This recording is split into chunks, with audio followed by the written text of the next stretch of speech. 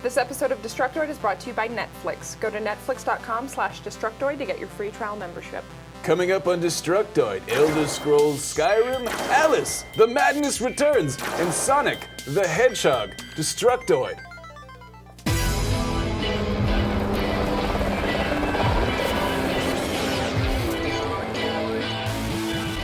Welcome to Destructoid. I'm Tara Long. And I'm Max Scoville. Happy Monday, Max. Indeed. How was your weekend? You were there. Wait, I already we had so much fun together.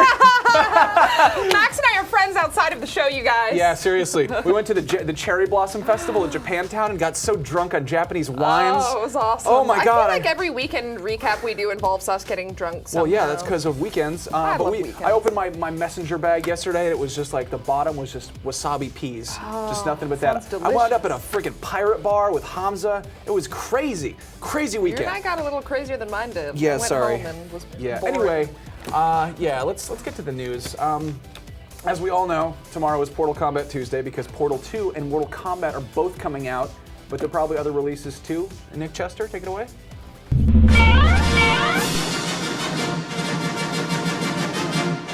So I'm supposed to do these game release videos every week, but I've been really busy, so I totally forgot. Then I get this email from Tara, you know that ginger chick who totally hates Pokemon? And she's all like, "How was Utah? Are you back yet, and can you provide a vid for tomorrow?" And then she puts this smiley face at the end. So now I'm like, fuck, I totally have to do it. So here goes. Valve's Portal 2 is out, and it's a game where you could shoot portals onto things, and now you can do it with a buddy. Cool. Mortal Kombat is also out, and it's a true return to form to the franchise, which means you can kick people's asses and rip their heads off and stuff. And if I'd say anything more, I'd have to give Warner Brothers my soul because I signed an NDA the size of a book. I'm not even kidding. Socom 4 is also out, and Jim Sterling hated it because, as the internet tells me, Jim hates everything, and the internet has also confirmed that he's biased, fat, and British. True story. Conduit 2 is also out, and that's for the Wii, which means you can point at your TV and go pew-pew at a bunch of aliens and shit. There you go, Tara. Happy? So, Sent that bitch a smiley face. Yeah. You know, it's funny. As a woman, I've had more than a couple decades of figuring out how to get what I want, and I have to say, the smiley face more powerful than you think. Why do you think everybody likes Chad Conselmo so much? You know what? If you ever emailed me, I would tell you to shut up. I'm just saying. I email you almost every day. I don't read the emails. I have a spam filter. Anyway, that's the week in review. The week's reviews, previews. What? Releases of the week. Sorry. Anyway, what's coming out in June? Yeah, June. That's like 2 months away. Yeah, I know. I was trying to segue into Alice Madness Returns, which comes out in the middle of June. But thanks for messing that up for me, T-Bird. No problem. Here's a recent bit of news about it. CBG talked to American McGee, the creator, and he noted that the Alice franchise didn't quite lend itself to online multiplayer, but he said that there would be plenty of DLC. There will be DLC in the form of dresses that the player can download and Alice can wear. Those dresses come with special abilities and enhance how you play through the game. Okay, so there's no team deathmatch, but you can download pretty dresses for Alice in Wonderland to wear.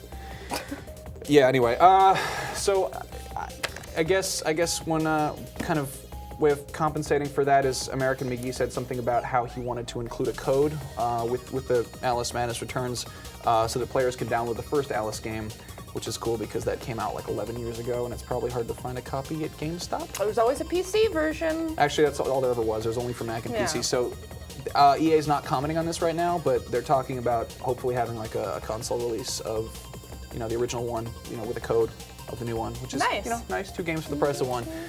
Anyway. Hamza previewed that game a couple months ago during GDC and said it we got looked to see it solid. too. So. It looks pretty cool. Yeah. Speaking of old games, do you remember that video we showed a couple weeks ago of old Sonic racing against new Sonic? And then we guessed that it might be related to Sonic Generations. Well, guess what? We were right. I got a press release in my inbox this morning from Sega announcing Sonic Generations, a new game due out later this year where you can play as both Sonics. It'll have the classic Sonic levels in 3D with time holes scattered throughout the game. So when you fall into a time hole, you go back into the 2D world where you meet the original Sonic from the 1991 game, and then you two team up together and have adventures and save the universe and stuff. It's gonna be so cool. Both Sonics will have their signature moves, and Sega has said it will provide an interactive menu for complete immersion, along with some bonuses and some other characters that you may recognize from Crash previous Bandicoot. games. No, not Crash Bandicoot. Why not? Only Knuckles. Oh, and hopefully Tails. Yeah. That'll be available on Xbox 360 and PS3 sometime this holiday season, and it has the potential to be awesome. So please don't fuck this up, Sega. Please. I don't want another Sonic 4 on our hands. Yeah, let's hope not. Were you saying something about the game as interactive menus? That doesn't make any sense. Interactive menus in a video game, like if it's not interactive as a menu, it's just a list. We have some breaking Elder Scrolls news. Here's Max Scoville with the latest Skyrim watch.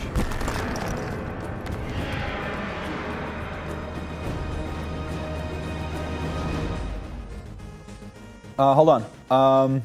Where are you? I'm in an elementary school library. It's the only place I could get free Wi-Fi to read Nick Chester's awesome preview of Elder Scrolls. I know you guys have been dying for information on this game, and let me tell you, it's gonna be awesome. Bethesda started pre-production immediately after finishing Oblivion, and they've been working hard on it since right after Fallout 3 shipped. And the stuff that Nick talks about in this is, I mean, it sounds awesome. You're gonna see snowflakes falling in real time, and you're gonna see like beautiful mountains in the distance, and you're gonna be able to climb them. And the new menu interfaces, they sound really intuitive, and you know, they're not like just lists and stuff. Players will be able to do dragon shouts, which are like screaming magic spells, and they totally wreck shop. And I guess one example was slowing dudes down, another one was just blasting them backwards.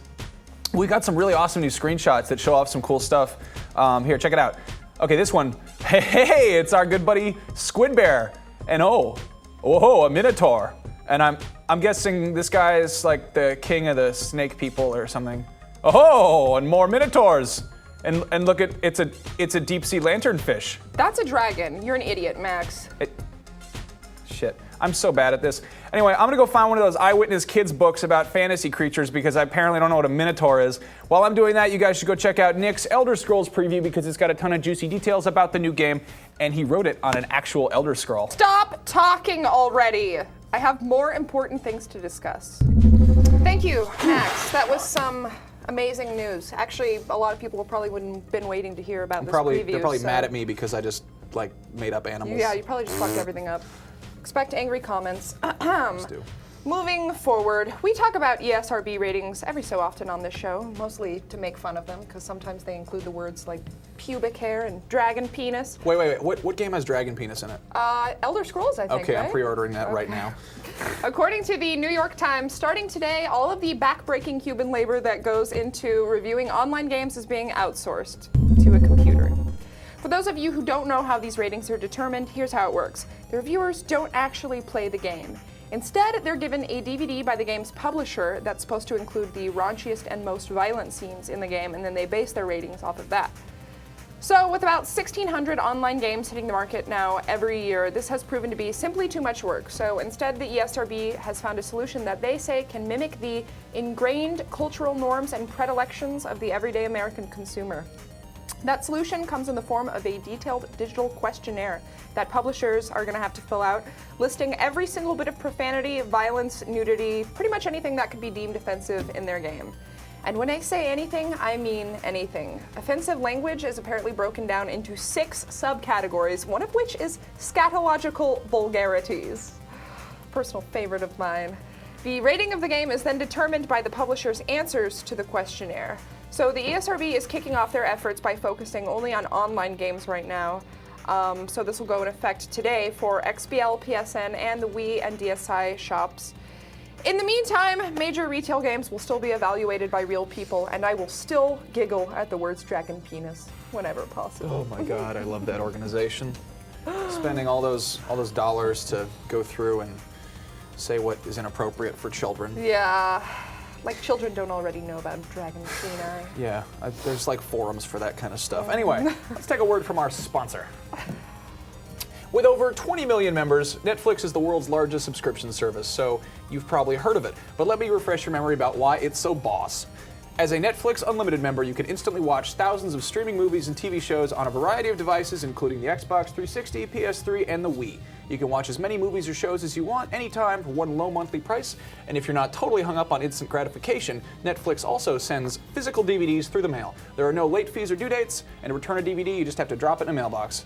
Hey, did you know there was a Robocop TV series called Prime Directives? Yeah, well, I didn't, and it's all available to watch right now, instantly, on Netflix. Is it any good? I don't know, because my girlfriend insisted on watching Rocko's Modern Life, which is also good, and also streaming on Netflix, but come on, it's Robocop. Anyway, because you watch the Destructoid show, and because I love you, you can get a free trial membership. Just go to netflix.com/Destructoid and sign up now, and watch Robocop, Prime Directives. Back to the show. Rocko's Modern Life actually taught me many important life lessons. That show is so depressing watching it now. It's like, really good. Go to the DMV, you know, the horrors of credit card debt. Like, yeah. Also, riddled with sexual undertones. Well, that's why it's so good, It's a great show. You should watch that. And Robocop. Yes. Back to the news. There has been some controversy surrounding the used game market over the past few years. It can be pretty much a blessing for customers who can't afford to spend, $60 on a game every month. Unfortunately, publishers hate it and are trying everything they can to make customers hate it too. EA introduced their online pass system a while back, and now it looks like Zipper Interactive, the developers of Socom, are jumping on the bandwagon too by offering a code that can be purchased to access Socom Pro, which is their online stuff. Anybody who plays the game, used or not, will have access to the multiplayer component, but you'll need the code to get the exclusive updates for it. The goodies include 4 ranked playlists, the M16 and AK-47 weapons, and future updates for co-op and multiplayer modes, including maps and dedicated leaderboards. So if you want access to that, it's going to run you $14.99 on PSN, which is slightly more steep than the $10 price tag that EA puts on their online content. They're charging extra for an M16 and AK-47. Yep. Those are like the 2 basic guns. Like those are Yeah. What? I know. That's what they said. Yeah, they that's were one thing you'll for get these 2 basic guns. Charge extra for like the Steyr AUG or like the FAMAS or something exotic. Yeah, they justify it by calling them their most popular guns. It's like, shouldn't that mean that they're available to everyone? Well, of course, if you buy it at retail, then you don't have to pay for anything. This is just for used games. That's awfully so. complicated. Yeah, It's depressing. People are mad, but well, that's what they get for playing Socom. Yeah, that's what they get. You're gonna get so many angry comments for that. Anyway, before we go, I finally picked a winner for my very stupid Destroy My BlackBerry contest, which kind of got sidetracked by, weekend problems and things. The winner is Sheldon Tarpey, who left the following comment on our Facebook page. Just cover it in semen and throw it out a window. He then corrected himself, cement. Cement. Whatever. So for this horrible suggestion, his punishment is a free copy of NASCAR The Game 2011, which is actually a pretty good game if you actually like NASCAR. So Sheldon, if you're not into NASCAR, please don't destroy it. Give it to a good home. There's lots of children out there who I'm sure are dying to play NASCAR. You guys gave me a lot of really good suggestions for killing my stupid phone, and I think I'm going to use a few of them, but unfortunately I don't know anybody in San Francisco who has a sledgehammer or explosives. Do you have a sledgehammer? Okay, our producer has a sledgehammer. We're good. I was really hoping you'd go the semen Oh, route. maybe I will. Maybe I'll find just some cover it in affordable semen. cement. I don't know. Our producer just ran off, but Okay. that's pretty much all for today's show anyway. All right. Join us again on Wednesday, because our producer is going on vacation. So we're going to have like a naked party with like all sports news or something. Holy crap. Holy shit. Sweet. All right.